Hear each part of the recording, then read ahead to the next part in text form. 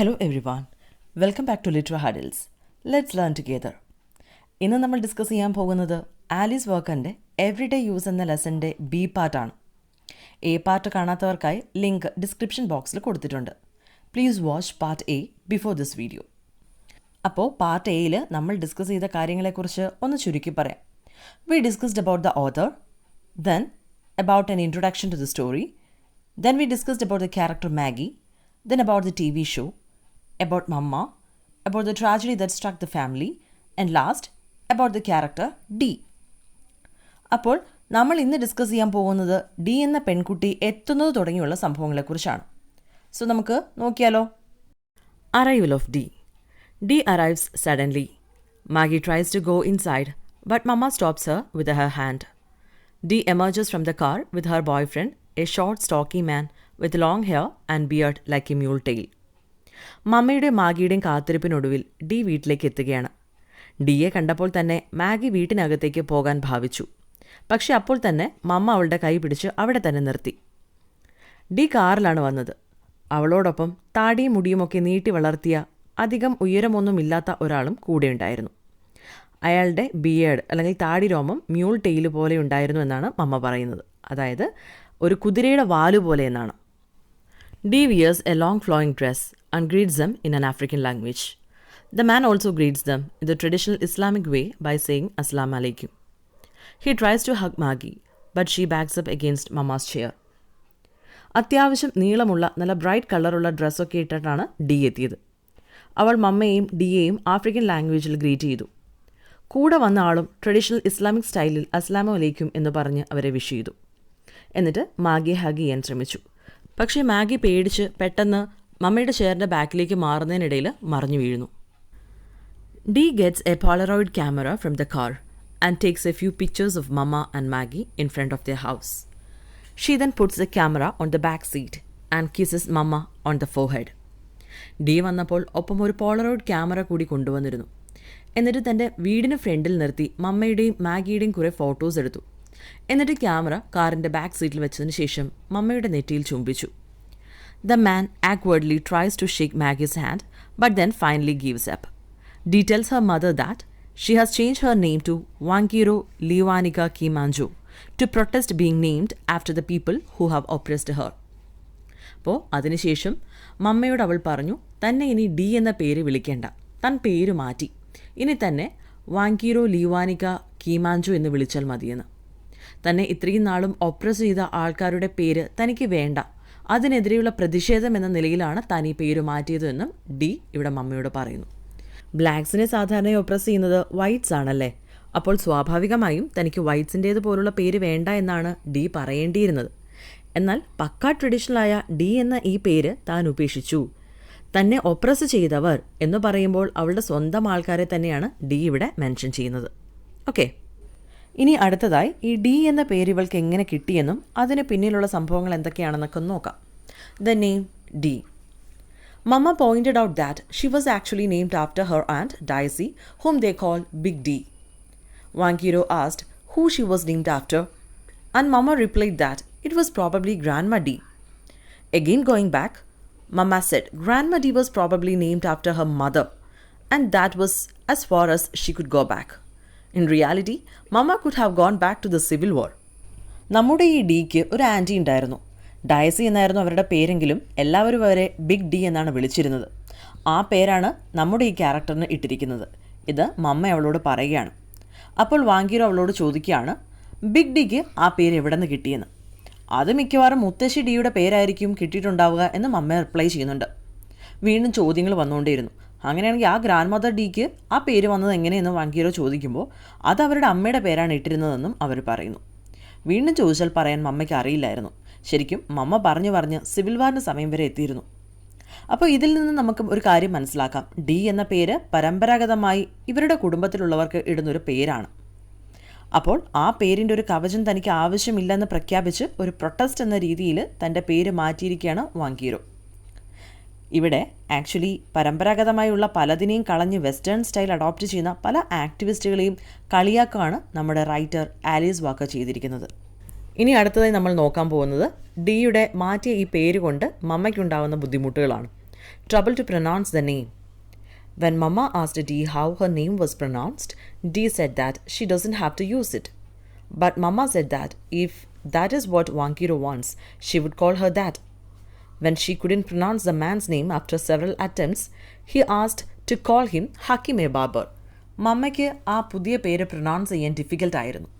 എങ്ങനെ പ്രൊനൗൺസ് ചെയ്യുമെന്ന് ചോദിക്കുമ്പോൾ മമ്മ ആ പേര് വിളിക്കണമെന്നില്ല എന്ന് ഡി പറയുന്നുണ്ട്.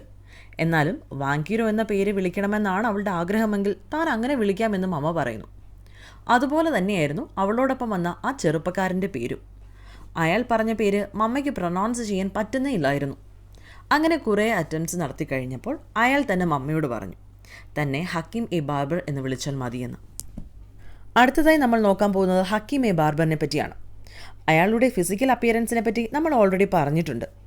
ഇപ്പോൾ മമ്മ ചില പുതിയ കണ്ടുപിടുത്തങ്ങൾ നടത്തുന്നതും അതിനുള്ള അയാളുടെ റെസ്പോൺസുമാണ് നമ്മൾ നോക്കാൻ പോകുന്നത്. Hakim a barber. Mama commented that he must belong to the same group as the beef cattle people down the road. They too said Assalamu alaikum like him when they meet you, but they didn't shake hands. They were always busy with cattle work. മമ്മ പറയുകയാണ്, വഴിയിൽ മിക്കവാറും കാണാറുള്ള beef കാറ്റിൽ പീപ്പിളിൻ്റെ അതേ ഗ്രൂപ്പിൽപ്പെട്ടയാളാണ് നമ്മുടെ ഈ character ഹക്കീം-എ-ബാർബർ എന്ന്. അങ്ങനെ പറയാൻ കാരണമുണ്ട്. ആ ആൾക്കാരും മറ്റുള്ളവരെ മീറ്റ് ചെയ്യുമ്പോൾ അസ്സലാമു അലൈക്കും എന്നാണ് പറയാറ്, ഇദ്ദേഹം പറയുന്നത് പോലെ തന്നെ.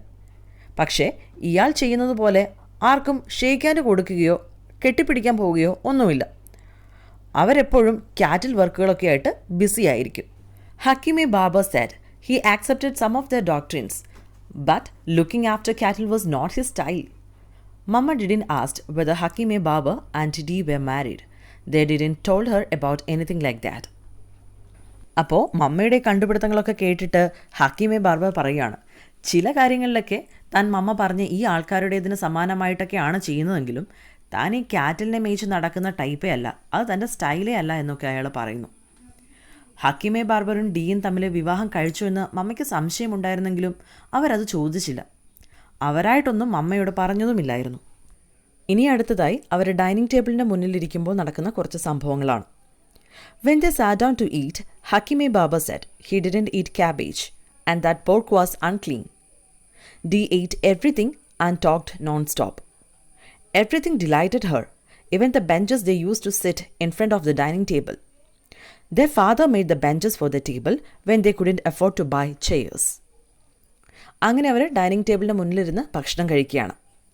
അവർ കഴിക്കുന്ന ഫുഡൊക്കെ ഹക്കീം-എ-ബാർബറിന് ഇഷ്ടപ്പെടാത്തത് കൊണ്ടാണോ ആവോ ക്യാബേജ് താൻ കഴിക്കാറില്ല എന്നും പോർക്ക് അൺക്ലീൻ ആണും എന്നൊക്കെ ഇവിടെ പറയുന്നുണ്ട്.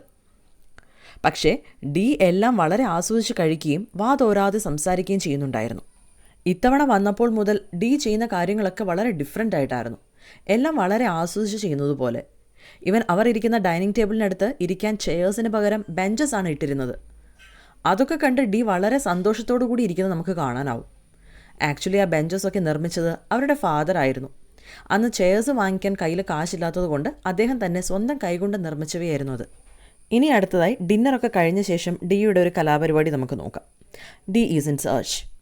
After dinner she approaches the butter churn in the corner and ask Mama if she can have it stop which had been carved by Uncle Buddy. Dee wants the dasher too, a device with the blades used to make butter. ഡിന്നറൊക്കെ കഴിഞ്ഞ് D തൻ്റെ വീട്ടിലുള്ള പല സാധനങ്ങളും തപ്പിപ്പെറുക്കാൻ തുടങ്ങി. അങ്ങനെ ഒരു കോർണറിലിരിക്കുന്ന butter ചൺ അവളുടെ ശ്രദ്ധയിൽപ്പെട്ടു. ഒരു വെണ്ണ കടയുന്ന പാത്രമാണ് കേട്ടോ അത്. അതിൻ്റെ ടോപ്പ് അല്ലെങ്കിൽ മൂടി അവളുടെ അങ്കിൾ ബഡി എന്നയാൾ സ്വന്തം കൈകൊണ്ടുണ്ടാക്കിയതാണ്. ആ ടോപ്പ് തനിക്ക് തരുമോ എന്ന് അവൾ മമ്മയോട് ചോദിക്കുകയാണ്. Hakim-A-Barber asked if Uncle Buddy whittled the dash as well, to which Maggie replies that it was Aunt Dee's first husband's stash who made it. Dee praises Maggie's memory and rapped them though it had sentimental value for them and they had used it for a long time. അപ്പോൾ ഹക്കീം-എ-ബാർബർ ചോദിക്കുന്നുണ്ട് ഇതും uncle buddy തന്നെയാണോ നിർമ്മിച്ചതെന്ന്. അപ്പോൾ തന്നെ Maggi reply ചെയ്യാണ്, അല്ല, ഇത് uncle buddy അല്ല നിർമ്മിച്ചത്, ആൻറ്റിയുടെ ഫസ്റ്റ് ഹസ്ബൻഡായിരുന്ന സ്റ്റാഷ് എന്നയാളാണ് എന്ന്. ഇത് കേട്ട് ഡി മാഗിയുടെ മെമ്മറി പവറിനെ പ്രൈസ് ചെയ്യുന്നുണ്ട്. ഒപ്പം തന്നെ അതൊക്കെ തനിക്കൊപ്പം കൊണ്ടുപോകാൻ പൊതിഞ്ഞു കെട്ടിയെടുക്കുകയും ചെയ്യുന്നുണ്ട്. ഡി ഇപ്പോൾ തനിക്ക് വേണമെന്ന് പറഞ്ഞു പാക്ക് ചെയ്യുന്ന പല സാധനങ്ങളും അവർ ഒരുപാട് നാളുകളായിട്ട് ഉപയോഗിക്കുന്നവയാണ്. അതുപോലെ തന്നെ ഹാൻഡ് മെയ്ഡായി നിർമ്മിച്ച അവയ്ക്കൊക്കെയും ഒരു sentimental വാല്യൂവും ഉള്ളവയായിരുന്നു. Dee then walked to the trunk at the foot of Mama's bed. Maggie stayed in kitchen, making herself busy by washing dishpan. Dee came out to them with the 2 quilts made by her mother, aunt and grandmother. ഡിയുടെ തിരച്ചിൽ ഇവിടെയൊന്നും അവസാനിക്കുന്നുണ്ടായിരുന്നില്ല. അങ്ങനെ അവസാനം അവൾ വന്നു നിന്നത് മമ്മ കിടക്കുന്ന കിടക്കയുടെ താഴ്ഭാഗത്തായി വെച്ചിട്ടുള്ള ക്വിൽറ്റുകൾ എടുക്കാനുള്ള പരിപാടിയുമായിട്ടായിരുന്നു. സെയിം ടൈമിൽ മാഗി കിച്ചണിൽ പാത്രങ്ങളൊക്കെ തിരക്ക് പിടിച്ച് കഴുകിക്കൊണ്ടിരിക്കുകയായിരുന്നു. അല്ലെങ്കിൽ അങ്ങനെ അവൾ അഭിനയിച്ചുകൊണ്ടിരിക്കുകയായിരുന്നു. ഡിയുടെ തിരച്ചിലൊക്കെ കഴിഞ്ഞ് തിരികെ വന്നപ്പോൾ കയ്യിൽ 2 ക്വിൽറ്റുകളുണ്ടായിരുന്നു. അത് അവളുടെ അമ്മയും ആൻറ്റിയും മുത്തശ്ശിയും ഒക്കെ തുന്നിയെടുത്തതായിരുന്നു. അതും തനിക്ക് വേണമെന്ന് ഡി മമ്മയോട് പറയുന്നു. The quilts contain small pieces of garments worn by the relatives all the way back to the Civil War. Dee asked her mother for the quilts. Mama heard Maggie drop something in the kitchen and then slam the door. Mama suggests Dee to take the other quilts as they were stitched by machines. But Dee insists, wanting the ones hand-stitched by the grandmother. Quilt എന്നാൽ പുതപ്പ് എന്നാണ് meaning. ഇവിടെ ഈ ക്വിൽറ്റിന് ചില പ്രത്യേകതകളൊക്കെ ഉണ്ടായിരുന്നു. അതായത് 1, ഇവർ സ്വന്തം കൈകൾ കൊണ്ട് തുന്നിയെടുത്തവയാണ് ഇവ. 2, ഇത് തുന്നിയെടുക്കാൻ ഉപയോഗിച്ചിരിക്കുന്ന മെറ്റീരിയൽ എന്ന് പറയുന്നത് അവരുടെ പ്രിയപ്പെട്ട പല റിലേറ്റീവ്സും ധരിച്ചിരുന്ന ഡ്രസ്സുകളുടെ ചെറിയ ചെറിയ പീസസുകളായിരുന്നു.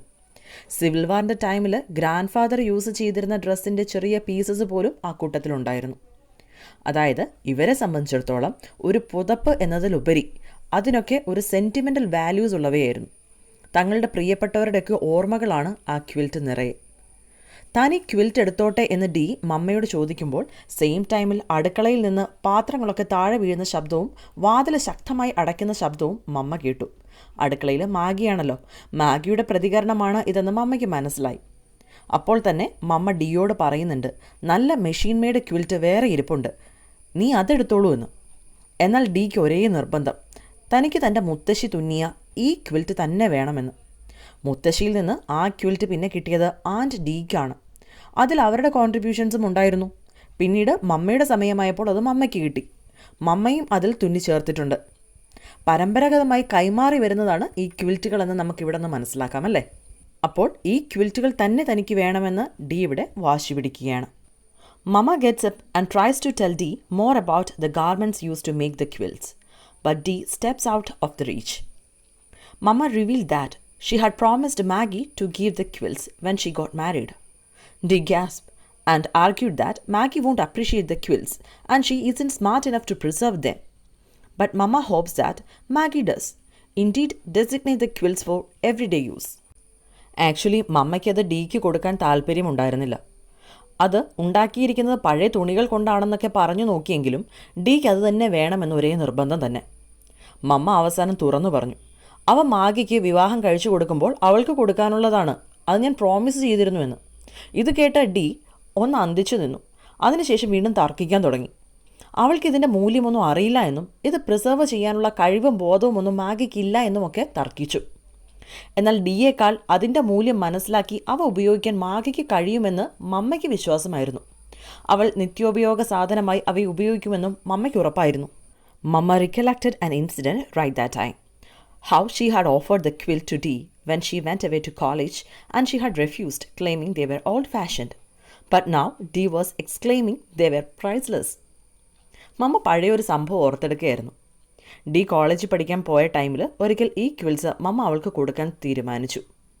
പക്ഷേ ഇവയൊക്കെ ഓൾഡ് ഫാഷൻഡ് ആണെന്ന് പറഞ്ഞ് അവൾ അവയൊക്കെ പുച്ഛത്തോടെ നിരസിച്ചിരുന്നു. എന്നാൽ ഇന്നോ അവൾ പറയുന്നു അവയൊക്കെ പ്രൈസ്ലെസ് ആണെന്ന്. She was saying that Maggie would put them on bed and in 5 years they would be in rags. Mama replied that Maggie could make some more as she knew how to quilt. When Mama asked her what she would do with them, Dee replied that she would hang them. വീണ്ടും മാഗിക്ക് തന്നെ പോലെ ഇവയുടെ മൂല്യമൊന്നും മനസ്സിലാക്കാൻ സാധിക്കില്ല എന്നും എല്ലാ ദിവസവും use ചെയ്ത് 5 വർഷങ്ങൾ കൊണ്ട് അവൾ അത് നശിപ്പിക്കും എന്നൊക്കെ പറഞ്ഞ് ഡി വീണ്ടും തർക്കിക്കുകയാണ്. അത് കേട്ട് മമ്മ പറയുകയാണ്, അങ്ങനെ നശിച്ചു പോയാൽ തന്നെ മാഗിക്ക് അവയൊക്കെ തുന്നിയെടുക്കാൻ അറിയാം. അങ്ങനെയാണല്ലോ ഈ ക്വിൽറ്റുകൾ ഇത്രയും ജനറേഷൻ യൂസ് ചെയ്തതു. എന്നിട്ട് മമ്മ ഡിയോട് ചോദിക്കുകയാണ്, ഇത് കൊണ്ടുപോയിട്ട് നിനക്കെന്താ പ്രയോജനമെന്ന്. തനിക്കതൊരു അലങ്കാരമായി ഹാങ് ചെയ്തിടാൻ വേണ്ടിയിട്ടാണ് എന്നായിരുന്നു ഡിയുടെ റിപ്ലൈ. അവൾക്കത് കിട്ടിയേ തീരൂ എന്ന വാശിയിൽ തന്നെയായിരുന്നു. Maggie was standing at the doorstep and told Mama to give the quilts to her sister. She was never like someone who used to win over something and added that she would remember Grandma Dee without the quilts. Mama looks at Maggie. She is struck by a strange feeling, similar to the spirit she feels sometime in church. Impulsively, she hugs Maggie, pulls her into the room, snatches the quilts out of Dee's hand and places them in Maggie's lap, and told Dee to take one or two of the other quilts. അങ്ങനെ ഈ സിറ്റുവേഷനിൽ Maggi രംഗത്തേക്ക് വരികയാണ്. ഇത്രയും നേരം D തന്നെപ്പറ്റി പറയുന്നതെല്ലാം കേട്ടുകൊണ്ട് door സ്റ്റെപ്പിൽ നിൽക്കുകയായിരുന്നു പാവം മാഗി. ലാസ്റ്റ് മാഗി മമ്മയോട് പറയാണ്, ആ ക്വിൽസ് തനിക്ക് വേണ്ട, ഡിക്ക് തന്നെ കൊടുത്തോളൂ എന്ന്. ആരുടെയും ഒന്നും ബലമായിട്ട് പിടിച്ചു പറിക്കാനോ തട്ടിയെടുക്കാനോ ഒന്നും ഇഷ്ടമല്ലാത്ത ഒരാളാണ് മാഗി. ഗ്രാൻഡ്മ ഡിയും ആൻറ്റിയും ഒക്കെ ഓർക്കാനായിട്ട് തനിക്ക് ഈ ക്വിൽസിൻ്റെ ആവശ്യമില്ല എന്നും അവൾ കൂട്ടിച്ചേർത്തു. ഇത് കേട്ട് മമ്മ മാഗി ഒന്ന് നോക്കി. മാഗിക്കപ്പോൾ ഒരു സ്ട്രേഞ്ച് ഫീലിംഗ് ആയിരുന്നു. ഇതുപോലെ മാഗിയെ ചിലപ്പോഴൊക്കെ കാണുന്നത് ചർച്ചിൽ പ്രാർത്ഥിക്കുമ്പോഴാണ്. എന്തോ ഒരു സ്ട്രേഞ്ച്നെസ് ആ സമയങ്ങളിൽ മാഗിക്ക് ഉണ്ടാവാറുണ്ട്. പെട്ടെന്ന് തന്നെ മമ്മ മാഗിയെ പിടിച്ചു വലിച്ച് റൂമിലേക്ക് ഇരുത്തി. അപ്പോൾ തന്നെ ഡിയുടെ കയ്യിലിരുന്ന ക്വിൽസ് തട്ടിപ്പറിച്ച് മാഗിയുടെ മടിയിലേക്ക് ഇട്ടു. എന്നിട്ട് ഡിയോട് പറഞ്ഞു, നിനക്ക് വേണമെങ്കിൽ വേറെ 1-2 ക്വിൽറ്റുകൾ എടുക്കാം, ഇത് തരാൻ പറ്റില്ല എന്ന് ഉറക്കെ അങ്ങ് പറഞ്ഞു.